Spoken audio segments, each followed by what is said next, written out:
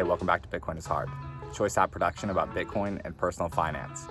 If you're already watching on YouTube, you can tell we are not at the desk today. Sitting out here in the field. This is not the episode we are going to release today. Not the episode. We have just a few awesome interviews recorded. Excited to keep pumping those out for you. But wanted to kind of slow down and just do a little bit of reflecting and just come at you for a few short minutes with just that, reflecting. So I'm recording this Tuesday morning. So obviously Monday, yesterday, was a pretty big drop, to say the least. Like, you can probably categorize it and use better words than I'm using right off the top of my head right now.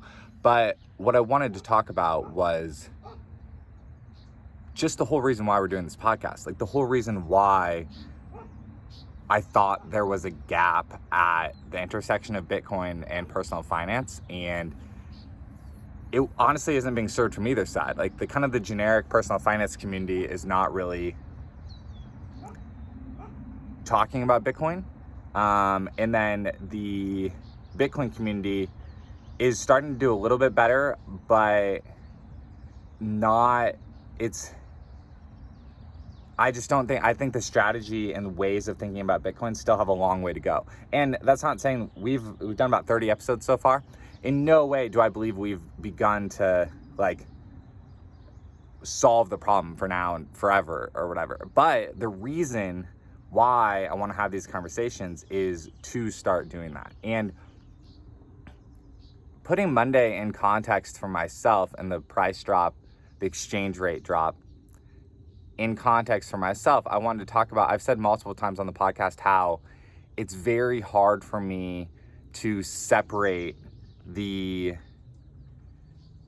kind of fix the money, fix the world, activism aspect of Bitcoin from the purely financial, Bitcoin having a place in macroeconomics and how that can supplement, my personal investments. It's very hard for me to separate both those things.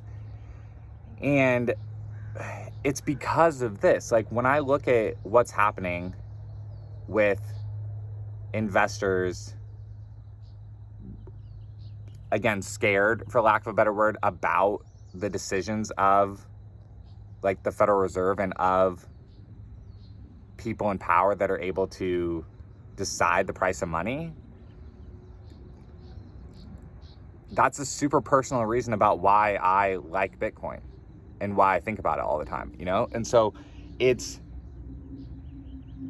you're holding Bitcoin, if you're investing in Bitcoin, if you're using Bitcoin as your base money, regardless of what lens you see it through, and we've heard people come at it from all multiple lenses on the podcast, and we'll continue to do that, hear from people talking about Bitcoin from multiple angles.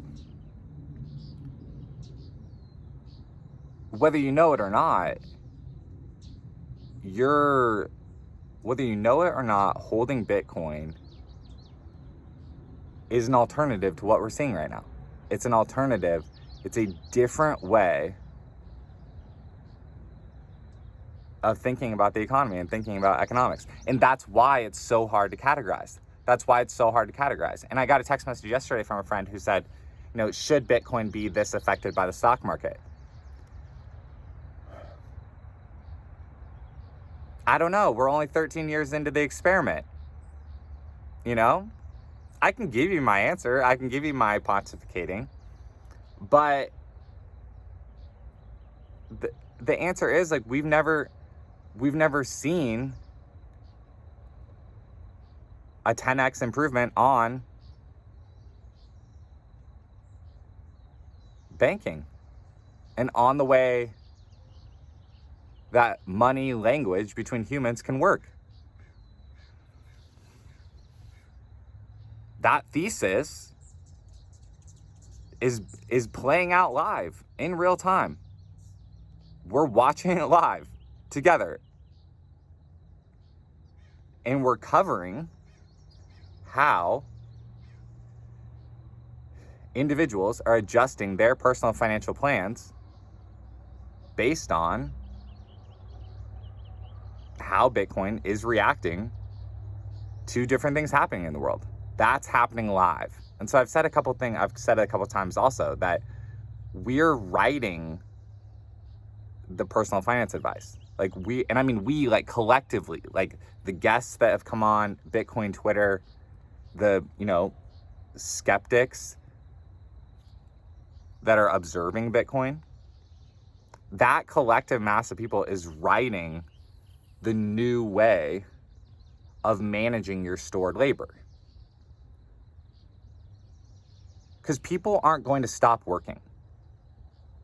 The way they work may change, but humans are going to work and do productive things. And money is the language and is the negotiating tool, the technology, any of those analogies work for smoothing out those agreements.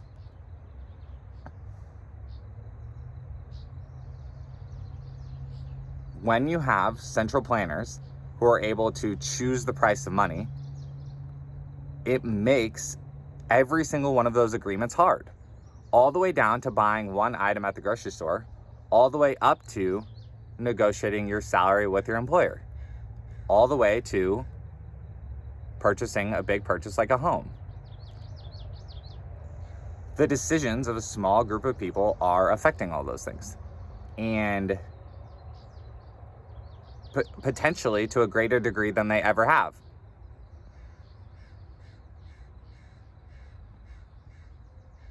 Whiteboard Finance, Marco at Whiteboard Finance had a good tweet yesterday. He said, no one under the age of 34 has felt an actual bear market. I think that's a good tweet.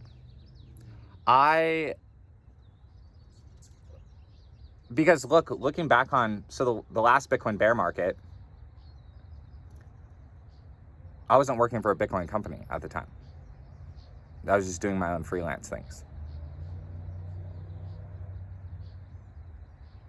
I remember people posting about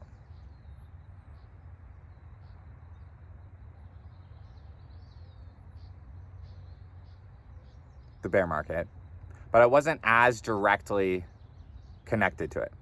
That was until 2019 when I started to go to Bitcoin meetups.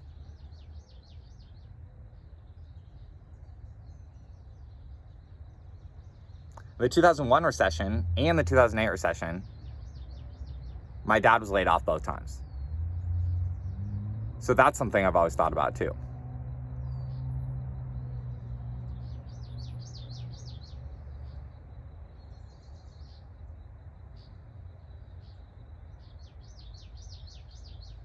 It's frustrating. That's super frustrating.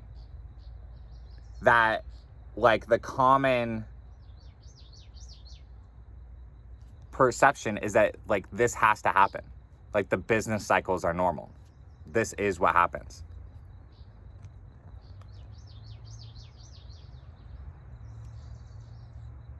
Bitcoin is a new experiment and a new way of doing money that's challenging that. I don't know if it'll fully fix it. That's a super big and complex question. But what I know and feel personally is that this way of doing it isn't working. This way of doing it, where there's recessions and layoffs in structural recessions and structural layoffs. Business decisions have consequences, for sure. Personal finance decisions have consequences, for sure. Definitely.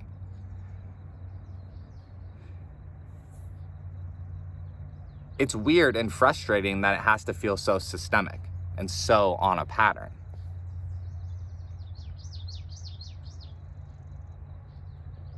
And that we all kind of experience it regardless if our decisions have been good or bad.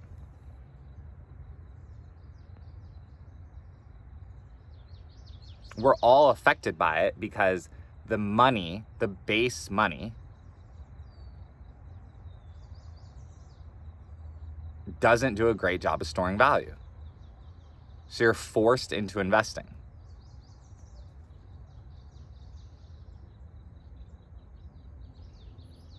And then investments are very, very much affected by the decisions of a small group of people.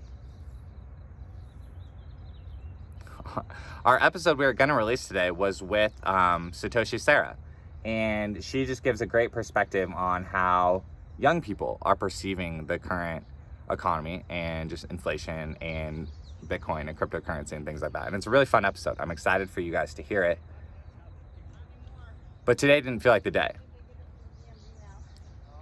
Just wanted to sit on this rock and have this conversation with you. So really appreciate everyone who's been listening to Bitcoin is Hard.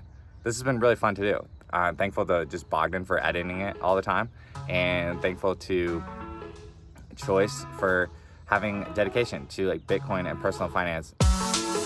Hey all, this is Brian. You can reach me on Twitter at Brain Harrington. Shoot me a DM with any feedback from today's episode. This has been a Choice App production. Bitcoin is becoming centric to personal finance, and we want to help you learn how to better engage with Bitcoin financial services. None of this is financial advice and is for education and entertainment only.